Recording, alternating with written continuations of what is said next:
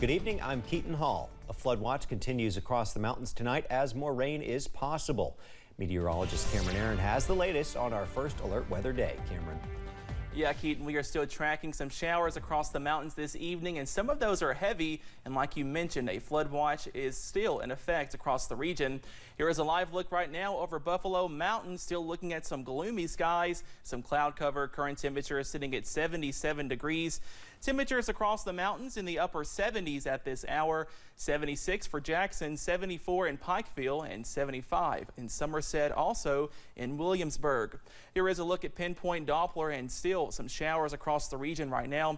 Heavier showers near Beattyville over Lee County, also portions of Jackson County near McKee, eastern Rockcastle County getting in on some heavier showers. Also some showers near Campton and Wolfe County and West Liberty and Morgan County, stretching down to near Somerset and Pulaski County, and also in Wayne County and Monticello. A flood watch continues until 11 o'clock for most of us tonight. For Campbell, Claiborne, Lee, and Wise counties, that flood watch will expire at 8 p.m. this evening. As we go through the rest of this evening, be sure to keep the rain gear close as more showers and storms are possible. Mild and muggy overnight, also watching out for some patchy fog, and more showers are likely into your Tuesday. I have that full forecast coming up in just a little bit. Keaton. Thank you, Cameron. Hundreds of bridges were wiped out during the flash flooding in late July. Judge Executive Jeff Dobson says there were over 150 bridges affected in Knott County alone. Today, WIMT's Olivia Calfee spoke to Dobson and a man who's concerned about the broken bridge in his area. Rebuilding after the flood will take time. Knott County Judge Executive Jeff Dobson says it could take years. We had 153 bridges throughout the county, both county and private, that is either washed out or is not safe to travel across, and it's going to take some time to rebuild these bridges. We have to start with one, and then we have to finish with one.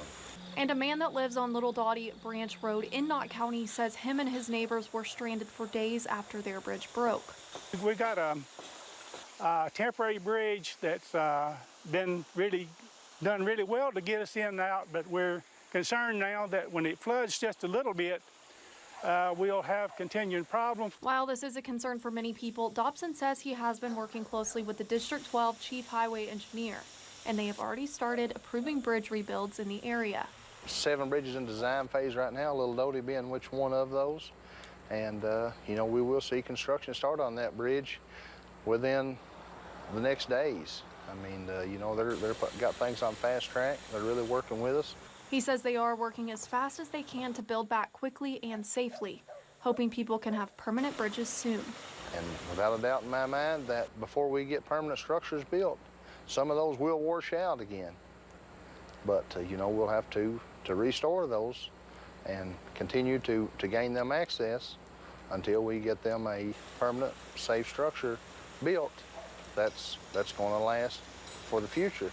A job that will take time, but officials are working hard to make sure it happens fast. In Knott County, Olivia Calfee, WYMT Mountain News.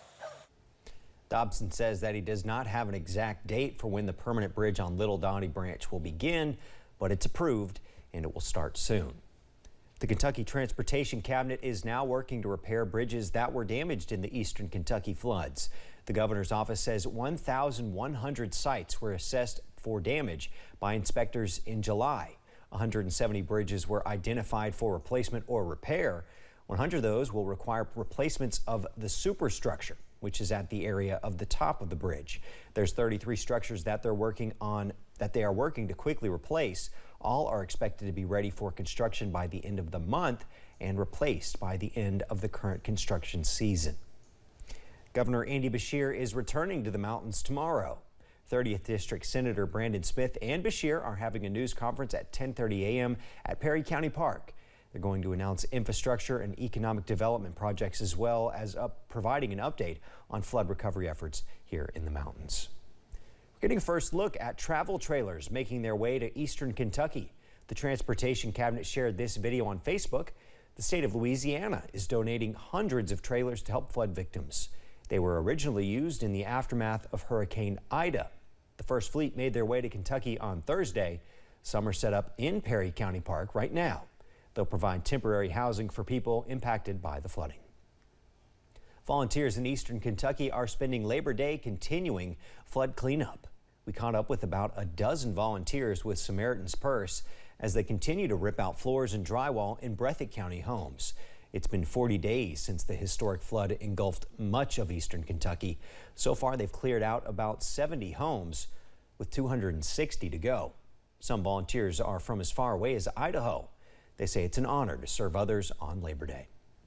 I can't think of a better thing to do, though. I know this is a holiday, but I can't think of a better thing to do on Labor Day than to give some labor and help people who are down.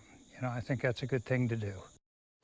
One homeowner says she's thankful the group has come to her aid. Operation Book Drop, started by a northern Kentucky boy to give back to one eastern Kentucky elementary school after it lost all its books to flooding.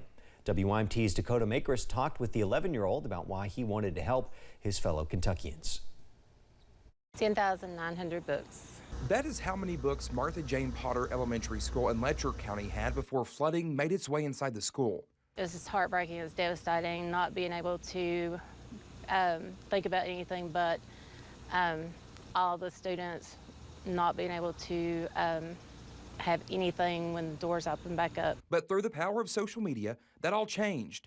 11-year-old Owen Crawford is from Boone County. His mom reached out to librarian Crystal Quillen after seeing a Facebook post asking if Owen could host a book drive for the school.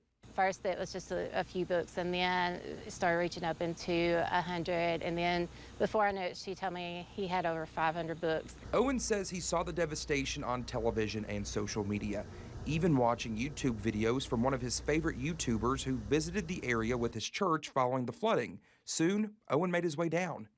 It was sad and devastating that they are not getting enough help from the community, from the government, and from everything. It's devastating. He teamed up with his favorite pizza shop for Operation Book Drop to give back to kids in need. I hope that it improves the community and it gives the kids a chance to learn about new things. In Letcher County, Kentucky is home.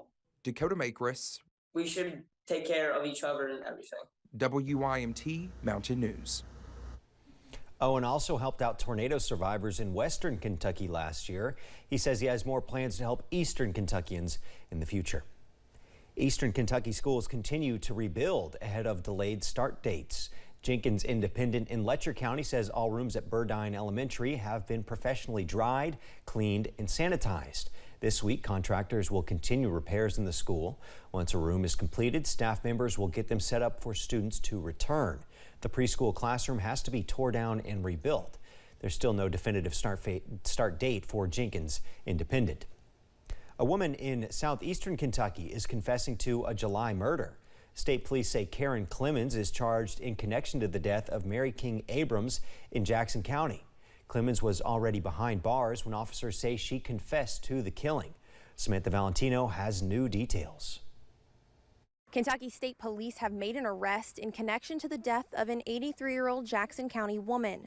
According to an arrest citation obtained by WKYT, 43-year-old Karen Clemens has now been charged with murder. Mary King Abrams was found dead in her McKee home on July 23rd. Jackson County Judge Executive Shane Gabbard told WKYT that the Jackson community is saddened by the death of Abrams. He says that situations like this aren't common in this community. Detective Ethan Lakes found a TV that had been stolen from Abrams' home. An arrest citation for Karen Clemens says she sold the stolen TV 2 days after Abrams was found dead. Surveillance video from a gas station near Abrams' home obtained by Detective Lakes shows Clemens and Abrams driving a Ford Escape on the morning of July 22nd, the day before Abrams was found dead. KSP says a 2017 Ford Escape was also stolen from the home. The arrest citation states that Clemens admitted to driving the stolen vehicle to sell the TV. She was charged with 2 counts of receiving stolen property. Friday, staff at the Jackson County Detention Center, where Clemens was being lodged, told Detective Lakes that Clemens wanted to speak with him about the murder of Mary Abrams. According to an arrest citation, Detective Lakes went to the Jackson County Detention Center to conduct an interview with Clemens. During that interview, she confessed to killing Mary Abrams by stabbing her one time with a knife. Clemens is lodged here at the Jackson County Detention Center. She's now been charged with murder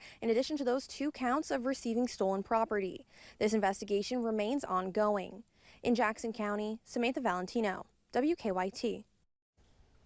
In Wayne County, 2 men are behind bars after drug trafficking incidents.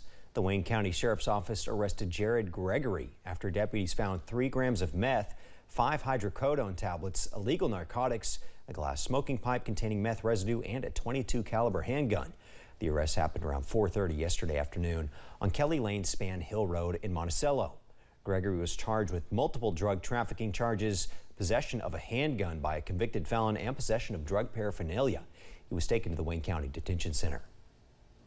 The Wayne County Sheriff's Office also brought William Daniel into custody. The incident occurred at about 8 o'clock yesterday evening. Deputies observed a vehicle making a traffic violation between Kentucky 90 and Kentucky 92. Daniel was known to deputies as a person of interest after the Sheriff's Office had received several drug trafficking complaints in the last several weeks. A deputy K9 alerted on the vehicle's passenger side door for the presence of narcotics. A vehicle search found that there was more than 35 grams of meth in the vehicle. Daniel was charged for trafficking in a controlled substance and for the traffic violation. He was also taken to the Wayne County Detention Center. We'll have more mountain news at 6 after this break.